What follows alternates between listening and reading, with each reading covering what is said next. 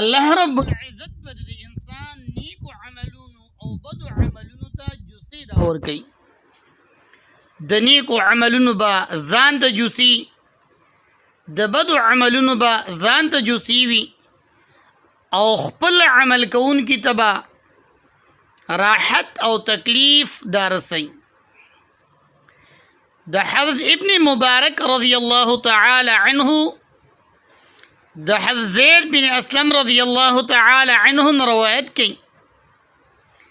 چې د قیامت په ورځ به د مؤمن عمل په ډیر ښکلي شکل کې دله راشي،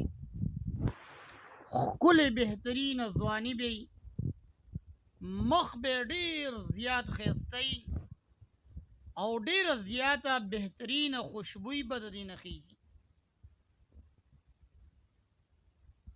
د دې خپل عمل کوونکي خوا کې به کینی او چې په ده باندې سیره تره راځي د عمل به په امن کې کوي، نه د عمل به مخې ته ډال جوړیږي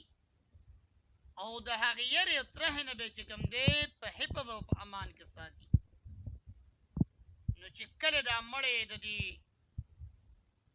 عمل دا دغه وویني، ښېګړه وویني، نو تپوس به دې وکړي، ورته به وایي چې تا ته دې الله تبارک وتعالی خیر درکړي، ته ډېر ښه ملګری، خو دا راته ووایه چې ته څوک یې. عمل به ورته وایي چې ته ما نه پېژنې، زه خو ستا هغه نیک عمل یم، ستا عمل خو ځکه زه ښه یم. عمل به ورته وایي راشه په ما باندې سور شه، ډیره موده زه په دنیا کې په تا باندې سور ګرځېدلی یم. نو دا عمل به ځان ته راوخیږي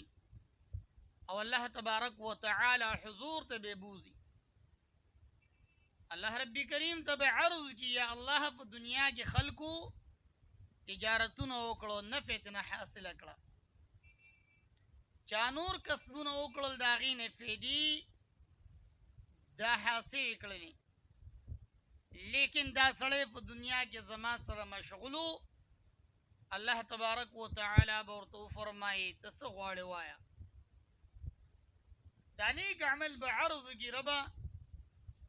ستا مغفرت او رحمت. الله تبارک وتعالی به وفرمایي ما دې وبخه. بیا به ده ته د عزت جامې ور واچولی شي او د وقار او د عزت داسې یو تاج به ورته په سر کېښودی شي چې د هغې تاج یوه ملغلره به د 3 ورځو په مسافت باندې دا فړقېږي، دا به روښانه کېږي او دا به ځلیږي. په دې د عزت او د وقار په تاج کې به داسې ملغلرې دا لګېدلي. بیا به د عمل وایي چې ربه دا مړی د خپل نیک عمل د مشعوله په وجه باندې محتاج و، په خپل مور و فلار باندې د خرچ کولو نه معذور و، نورو خلکو په دنیا کې ګټه وکړه، په خپله به هم ترې فایده واخیسته او په خپل مور و فلار باندې به هم خرچ دا وکړه، هغې ته به هم چې کوم دی فایده دا ور ورسوله. نو الله تبارک وتعالی به د نیک عمل په دې درخواست سره د دې انسان مور و فلار ته دومره اجر او ثواب او د عزت او د وقار جامې تاج دا ورکړي څنګه چې دې عمل کوونکي ته الله تبارک وتعالی دا ورکړي دي. او کله چې بنده نافرمانی دته به د عمل په ډیر ناکاره شکل کې راشي، ډیر زیات بد شکل به وي،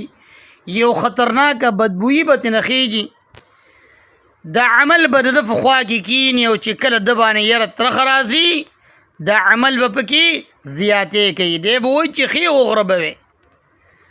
نو دا بنده چې کله د دا سلوک وویني نو دی به ورته ډېر ناکاره ملګری ته څوک یې؟ عمل به ورته وایي ته ما نه پېژنې، زه ستا هغه عمل یم چې تا په دنیا کې کړی وم، سر ښکته که چې زه در باندې سور شم، ځکه په دنیا کې ته په ما باندې سور دا ګرځېدلی. عرض می عزتمندو دا دی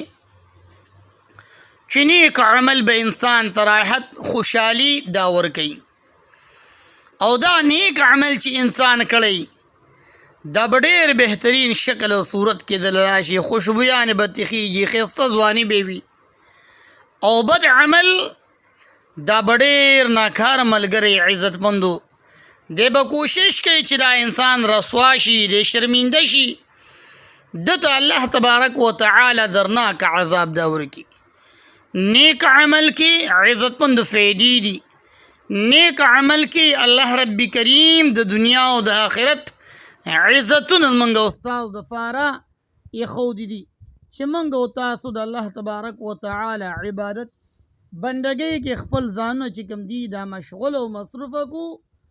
او نیک عمل موږ او تاسو دغه دنیاوي زندګي